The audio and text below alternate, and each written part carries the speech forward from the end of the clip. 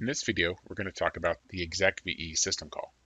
So that system call loads a new program into the currently running process. So the existing program running in the process is discarded, and a new stack, data, and heap are all pulled into the current process. So it's almost like you're replacing what was running with something else.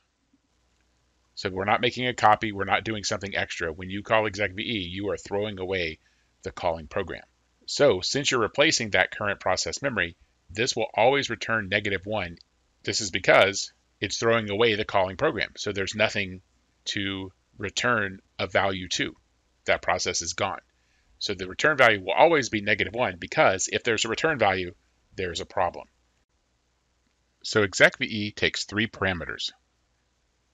The first parameter is the path name of the command that you want to execute. The next is argv, which is a list of arguments to pass to the new program.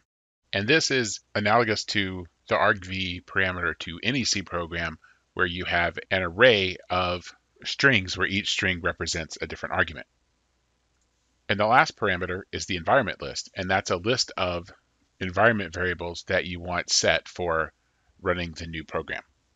Now keep in mind when I say list, for both of these last 2 parameters, we're going to have an array of character pointers, and that array is actually going to be null terminated so that it knows where the end of that particular list is. So it's kind of similar to how a string works, except we're dealing with character pointers instead of actual characters and more than one string. And each of those character pointers points to a different string.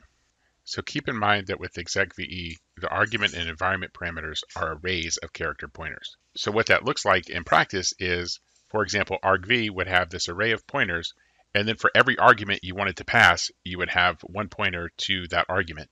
And then once you were done, the last entry in argv would be null to indicate that you're at the end of the list. So from a process standpoint, suppose your code is running in process 5324. And so you have some code and some memory. Then you call execve, and that says, I want to run this new code with a new set of memory, everything clean. I don't want any trace of what was there before. And then that new code, that new memory gets copied back into the original process. So now let's see an example of actually using execve in code. So the first thing we're going to need is a string to hold our command. And we'll just have it run ls to start out with.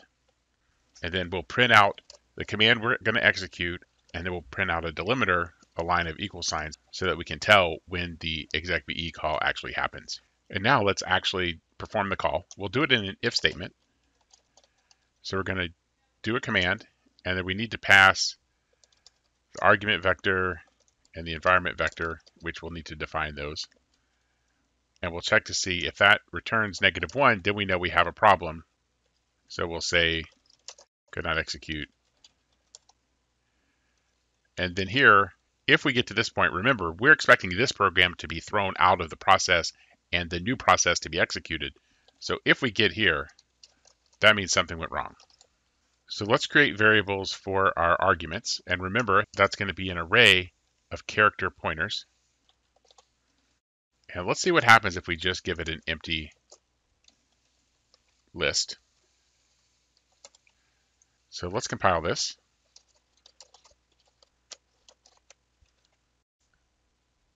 So you can see we need to initialize it with something. And so we'll put a null in there to say that both of these are going to be empty. And remember, that also indicates the end. So we needed the null anyway. So that looks good. So now let's run. And you can see something went wrong. So it says here that it wasn't able to find the file or directory. We also have a weird capitalization there, so let's fix that. Okay, what we'll need to do is actually give it the full path here.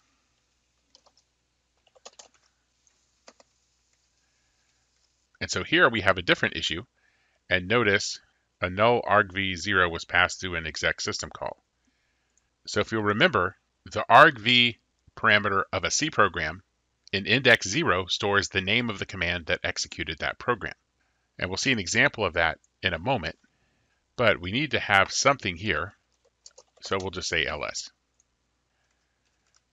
And now notice we don't print this, oops, something went wrong, because as soon as we hit this line, we call ls, we list all the files in that directory, and our original program is gone. We're executing ls now.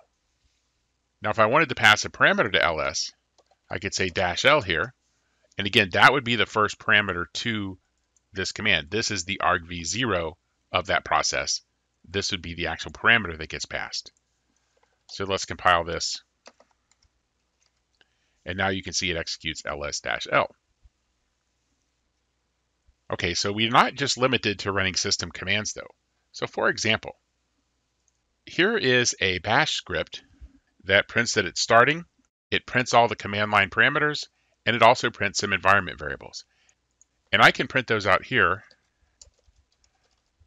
So shell is /bin/bash, user is whuber, and then I have a terminal parameter, and the other two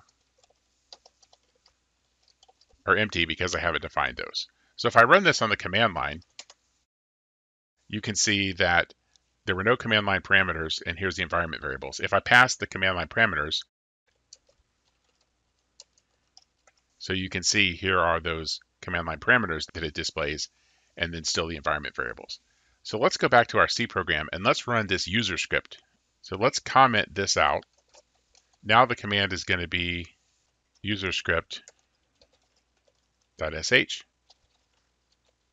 and we'll say arg1, arg2, and then we'll just pass a 3. And again, these have to be strings. Keep that in mind. That's a requirement of the C execution. So everything else should remain the same. The only thing we've changed is the command we're calling and then the argument vector. So I'll compile and I'll run. And you can see that here I'm calling userscript.sh, and then here's the actual execution of that script. And there's the arguments that were passed.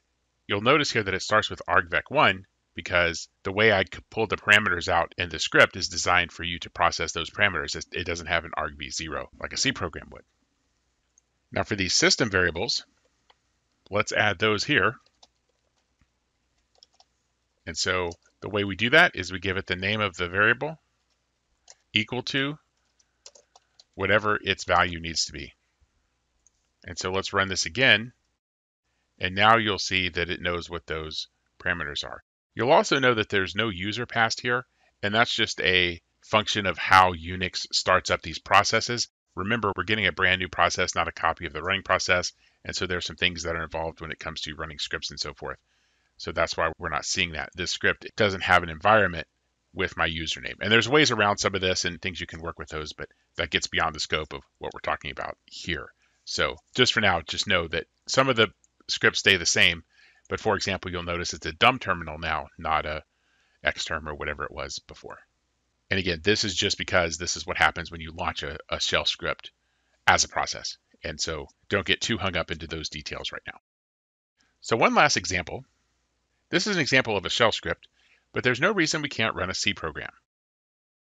So here is the example we did in the previous module for arguments with C. Notice it takes our argument vector or our array of character pointers here, and then it's going to print how many arguments it got, and then it'll print out each one nicely. So I compiled this earlier into an executable called args.out. You can see there's 5 parameters, and here they all are. And notice now we have the argv0, whereas if I called user script with the same parameters, it would only print 1, 2, 3, 4 because the way we got this command line parameters from the script doesn't concern itself with the name of the actual executable because it's just concerned with those parameters. Whereas argv has the name of the executable as the first thing. So let's add a new command, and here we'll say that it's args.out, and we'll keep all of the same stuff. And so we'll compile and we'll run. If we call args.out, it runs args.out. So let's actually run a.out, which is our C program that we just wrote, and you can see there's 4 parameters, and arg0 is the name of the executable, arg1, arg2, and then 3. So that's a quick overview of how execve works. We'll see an example of using this in the concurrency module, because this is really helpful when, for example, you do a fork. You don't want to have your C program have everything that both processes need. It's really nice to be able to say, okay, I'm going to fork this process, and then I'm going to call another process completely and have it replace that new process. So we'll see an example of that later, but for now, hopefully this gives you an idea of how to work with execve.